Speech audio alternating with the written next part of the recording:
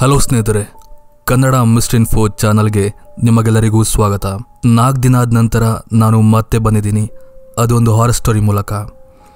ಇವತ್ತು ನಾನು ಹೈವೇಲಿ ಆದಂಥ ಕೆಲವೊಬ್ಬರು ಟ್ರಕ್ ಡ್ರೈವರ್ ಹಾಗೆ ಲಾರಿ ಡ್ರೈವರ್ಸ್ಗಳಿಗೆ ಎಕ್ಸ್ಪೀರಿಯನ್ಸ್ ಆದಂಥ ನೈಜ ಕತೆಗಳ ಸರಣಿಯನ್ನು ಇವತ್ತು ಮಾಡ್ತೇನೆ. ನಿಜವಾಗ್ಲೂ ಈ ಕತೆಗಳೆಲ್ಲ ತುಂಬಾ ಚೆನ್ನಾಗಿದೆ. ಎಲ್ಲೂ ಕೂಡ ಸ್ಕಿಪ್ ಮಾಡದೆ ಎಂಡ್ವರೆಗೆ ನೋಡ್ತಾ ಹೋಗಿ. ಹಾಗೆ ಇಷ್ಟ ಆದರೆ ಸಬ್ಸ್ಕ್ರೈಬ್ ಮಾಡಿ. ಸೊ ಹಾಗಾದರೆ ಹೆಚ್ಚಿನ ಟೈಮ್ ವೇಸ್ಟ್ ಮಾಡದೆ ಸೀದಾ ಈ ಕತೆಗಡೆ ಹೋಗೋಣ. ಆವಾಗಲೇ ಹೇಳಿದಾಗೆ ಈ ವಿಡಿಯೋದಲ್ಲಿ ಸರಣಿ ಕತೆಗಳನ್ನ ಹೇಳ್ತೇನೆ. ಎಲ್ಲೂ ಕೂಡ ಟೈಮ್ ವೇಸ್ಟ್ ಮಾಡದೆ ಎಕ್ಸಾಕ್ಟ್ ಕತೆಗೆ ಬಂದು ಸ್ಟ್ರೈಟಾಗಿ ಹೇಳಿಬಿಡ್ತೀನಿ. ಇವಾಗ ಮೊದಲೇ ಕತೆ. ಅಫ್ಕೋರ್ಸ್ ಇದು ಕೂಡ ಒಬ್ಬ ಟ್ರಕ್ ಡ್ರೈವರ್ ಒಟ್ಟಿಗೆ ಆದಂಥ ನೈಜ ಘಟನೆ. ಅವನ ಹೆಸರು ಗೊತ್ತಿಲ್ಲ, ಬಟ್ ಇದು ನಮ್ಮ ಇಂಡಿಯಾದಲ್ಲಿ ಆದಂಥ ಕತೆ ಅಲ್ಲ, ಅಬ್ರಾಡಲ್ಲಿ ಆದಂಥ ಒಂದು ನೈಜ ಘಟನೆ. ಅವನೊಬ್ಬ ಮಾಮೂಲಿ ಟ್ರಕ್ ಡ್ರೈವರ್. ಅವನ ಕೆಲಸವೇ ಟ್ರಕ್ ಮೂಲಕ ಸಾಮಾನುಗಳನ್ನ ಎಕ್ಸ್ಪೋರ್ಟ್ ಮಾಡೋದು. ಆ್ಯಕ್ಚುಲಿ ಅದೇನು ಅವನ ಸ್ವಂತ ಟ್ರಕ್ ಅಲ್ಲ, ಯಾರೊಬ್ಬರ ಟ್ರಕ್ಗೆ ಡ್ರೈವರ್ ಆಗಿ ಕೆಲಸಕ್ಕೆ ಸೇರಿಕೊಂಡು ಅವ್ರು ಕೊಟ್ಟ ಸಂಬಳನ ತಗೊಂಡು ಕೆಲಸ ಮಾಡ್ತಿದ್ದ. ಸೊ ಟ್ರಕ್ ಓಡಿಸುವ ಕಾರಣ ಅವನಿಗೆ ಡೇ ಹಾಗೆ ನೈಟ್ ಶಿಫ್ಟ್ ಎರಡೂ ಕೂಡ ಮಾಡಬೇಕಾಗಿತ್ತು. ಹೀಗಿರುವಾಗ ಒಂದಿನ ಅವನಿಗೆ ಒಂದು ಪ್ಲೇಸ್ಗೆ ಹೋಗಬೇಕಾದಂಥ ಪರಿಸ್ಥಿತಿ ಬರುತ್ತೆ. ಇದು ಅವನೇನು ಫಸ್ಟ್ ಟೈಮ್ ಹೋಗೋದಲ್ಲ. ಈ ರೀತಿ ನೈಟ್ ಡ್ರೈವ್ನ ಅವನು ತುಂಬ ಸಲ ಮಾಡಿದ್ದಾನೆ, ಬಟ್ ಈ ಡ್ರೈವ್ ಅಂತೂ ತುಂಬ ಕ್ರೇಜಿಯಾಗಿದೆ. ಎನಿವೇ, ಸಾಮಾನನ್ನು ಲೋಡ್ ಮಾಡಿದ ನಂತರ ಅವನಿಗೆ ಕೊಟ್ಟ ಅಡ್ರೆಸ್ಗೆ ಅವನು ಗಾಡಿ ಮೂಲಕ ಜರ್ನಿ ಸ್ಟಾರ್ಟ್ ಮಾಡ್ತಾನೆ. ಆ್ಯಕ್ಚುಲಿ ಅವನು ಹೋಗಬೇಕಾಗಿರುವ ಆ ರೂಟ್ ಏನಿದೆ ತುಂಬ ಡೇಂಜರ್ ಅಂತಲೇ ಹೇಳ್ಬೋದು. ನೈಟ್ ಟೈಮಲ್ಲಿ ಆ ರೋಡಲ್ಲಿ ತುಂಬ ಕಡಿಮೆಯಾಗಿ ಜನರು ತಿರುಗ್ತಾರೆ, ಹಾಗೆ ಅಲ್ಲಿ ಹೋಗೋದು ಅಪಾಯ ಅಂತ ತುಂಬ ಸುದ್ದಿಗಳು ಹರಿದಾಡ್ತಿತ್ತು. ಬಟ್ ಇವನಿಗೆ ಹೋಗಲೇಬೇಕಾದ ಪರಿಸ್ಥಿತಿ ಇತ್ತು.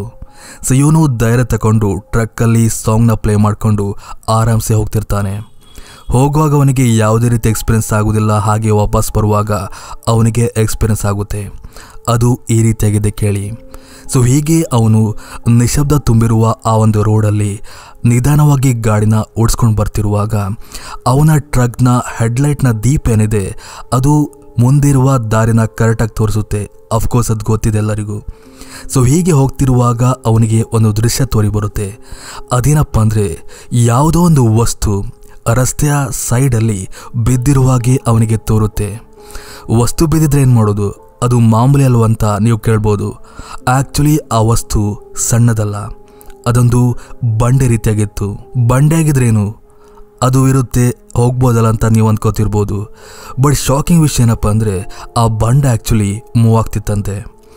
ನಿಂತಲ್ಲೇ ಆ ಬಂಡೆ ಇರ್ತಿರ್ಲಿಲ್ಲ, ಒಂದು ಕಡೆ ಮೂವ್ ಆಗಿ ವಾಪಸ್ ಬರೋದು ಆ ರೀತಿ ಆಗ್ತಿತ್ತಂತೆ. ಇವನು ಸ್ಲೋ ಆಗಿದ್ದ ಕಾರಣ ಅದನ್ನೆಲ್ಲ ಕರೆಕ್ಟಾಗಿ ಅಬ್ಸರ್ವ್ ಮಾಡ್ತಿದ್ದ. ಹಾಗೆ ಒನ್ ಮೂಮೆಂಟಲ್ಲಿ ಆ ವಸ್ತು ಏನಿದೆ ಅದು ರೋಡ್ ಮಧ್ಯೆ ಬರುತ್ತಂತೆ. ಲೈಟ್ ದೀಪ ಇದ್ರೂ ಕೂಡ ಅವನಿಗೆ ಆ ವಸ್ತು ಏನಂತ ಕರೆಕ್ಟಾಗಿ ತೋರೋದಿಲ್ಲ.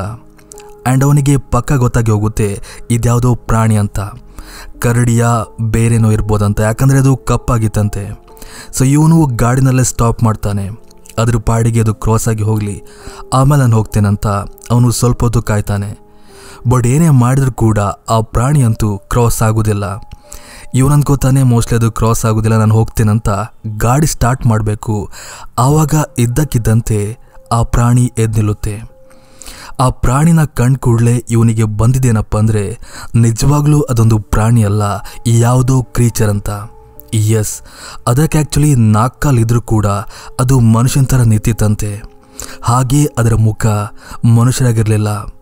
ಮೂವಿಲಿ ಬರೋ ಕ್ರೀಚರ್ ಯಾವ ರೀತಿ ಇರುತ್ತೆ ನೋಡಿ, ಏಲಿಯನ್ ಆಗಿರ್ಬೋದು, ಪ್ರೆಡೇಟರ್ ಆಗಿರ್ಬೋದು, ಆ ರೀತಿಯಾಗಿ ಅದರ ಮುಖ ಇತ್ತಂತೆ. ಹಾಗೆ ಅದು ಮೆಲ್ಲದಿತ್ಕೊಂಡು ಅಲ್ಲಿಂದ ಕ್ರಾಸ್ ಆಗಿ ರೋಡ್ನ ಆಚೆ ಬದಿ ಹೋಗುತ್ತೆ.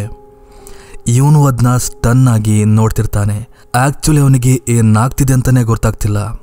ನಾನು ನೋಡ್ತಿರೋದು ನಿಜನ ಭ್ರಮೆನಂತ ಅವನು ಶಾಕಲ್ಲಿದ್ದ.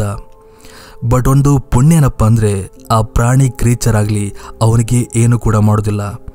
ಹಾಗೆ ಆ ಕಡೆ ಕ್ರಾಸ್ ಆಗಿ ಹೋಗಿದಂಥ ಪ್ರದೇಶ ಕೂಡ ಕಾಡಾಗಿತ್ತು. ಇವನು ಅದು ಎಲ್ಲೋಯ್ತು ಏನಂತ ವಿಚಾರಣೆ ಮಾಡೋ ಕೂಡ ಹೋಗಲ್ಲ. ಅದನ್ನ ಅದ್ರ ಪಾಡಿಗೆ ಬಿಟ್ಟು ತಾನು ಜರ್ನಿನ ಮುಂದುವರಿಸ್ತಾನೆ.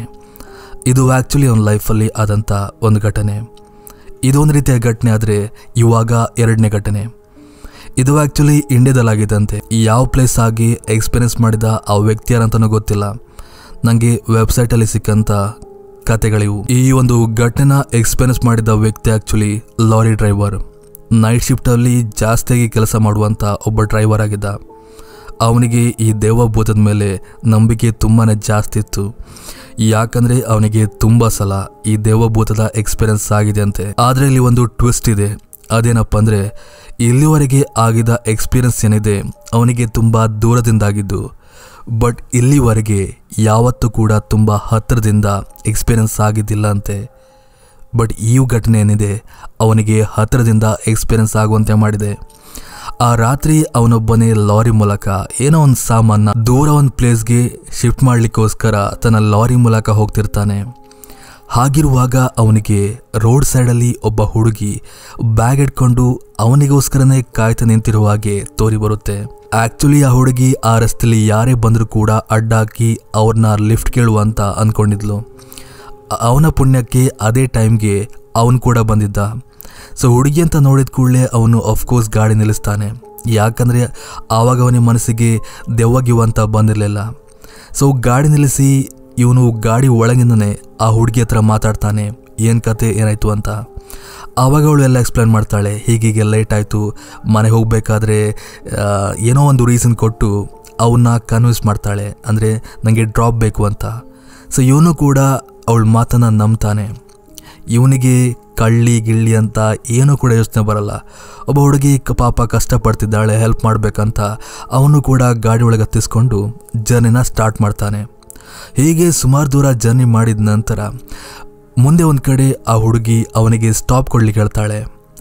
ಬಟ್ ಅವನಿಗೆ ಆ ಜಾಗ ಕಂಡು ಶಾಕ್ ಆಗುತ್ತೆ. ಯಾಕಂದರೆ ಅಕ್ಕಪಕ್ಕ ಮನೆ ಆಗಲಿ ಒಂದೇ ಒಂದು ಲೈಟ್ ಆಗಲಿ ಏನೂ ಕೂಡ ಇಲ್ಲ. ಇಲ್ಲ ಕೇಳಿತೀರ ಅಂತ ಅವ್ನು ಕೇಳಿದಾಗ ಜಸ್ಟ್ ಸ್ಟಾಪ್ ಮಾಡಿ ಅಂತ ಅವಳು ಗದರಿಸ್ತಾಳೆ. ಆ್ಯಕ್ಚುಲಿ ಇವನಿಗೆ ಒಂಥರ ಆಗುತ್ತೆ, ಹೆಲ್ಪ್ ಮಾಡಿದವನಿಗೆ ಈ ರೀತಿ ಮಾತಾಡ್ತಾರಂತ. ಸರಿ ಹೋಗಲಿ, ನಂಗೆ ಯಾಕೆ, ಹೋದರೆ ಹೋಗಲಿ ಅಂತ ಗಾಡಿ ಸ್ಟಾಪ್ ಮಾಡಿ ಅವಳನ್ನ ಇಳಿಲಿಕ್ಕೆ ಹೇಳ್ತಾನೆ.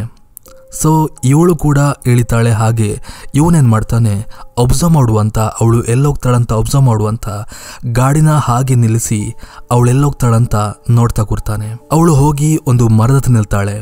ಹಾಗೆ ಅಕ್ಕಪಕ್ಕೆಲ್ಲ ಚೆಕ್ ಮಾಡಿದ ನಂತರ ತನ್ನ ಬ್ಯಾಗಲ್ಲಿದ್ದ ಒಂದು ಹಗ್ಗನ ತಗೊಂಡು ಆ ಹಗ್ಗದ ಮೂಲಕ ಅವಳು ಆ ಮರಕ್ಕೆ ನೇಣು ಹಾಕೊಂಡು ಸತ್ತೋಗ್ಬಿಡ್ತಾಳೆ.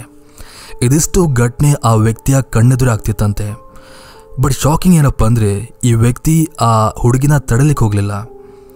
ಯಾಕೆ ಹೋಗಲಿಲ್ಲ ಅಂತ ಅವನಿಗೆ ಕೂಡ ಗೊತ್ತಿಲ್ಲ ಅಂತೆ. ಆ ಒಂದು ದೃಶ್ಯನ ನೋಡ್ತಾ ನಿಲ್ತಾ ಅವನು ನಿಜವಾಗ್ಲೂ ಗಾಬರಿಯಾಗಿ ಹೋಗಿದ್ದ. ಹಾಗೆ ಇನ್ನೂ ಸ್ವಲ್ಪ ಹೊತ್ತಿಲ್ಲಿದ್ರೆ ನನ್ನ ಮೇಲಾದರೂ ಬರುತ್ತೆ ಅಂತ ಅವನು ಗಾಡಿ ತೆಗೆದು ಅಲ್ಲಿಂದ ಮುಂದೋಗ್ತಾನೆ. ಗಾಡಿಲಿ ಹೋಗುವಾಗ ಆ ಜರ್ನಿಲಿ ಅವನಿಗೆ ಅದೇ ಒಂದು ಯಾವಾಗಲೂ ಕಾಡ್ತಿತ್ತು, ಹುಡುಗಿಗೆ ಡ್ರಾಪ್ ಕೊಟ್ಟಿದ್ದೇನೆ, ನೆಕ್ಸ್ಟ್ ಏನಾದರೂ ವಿಚಾರಣೆ ಅಂತ ಆದರೆ ನನ್ನ ಮೇಲೆ ಬರುತ್ತೆ, ಇದ್ಯಾವುದಪ್ಪ ಹೊಸ ಕತೆ ಅಂತ ನಿಜವಾಗ್ಲೂ ಟೆನ್ಷನ್ ಆಗ್ತಾನೆ.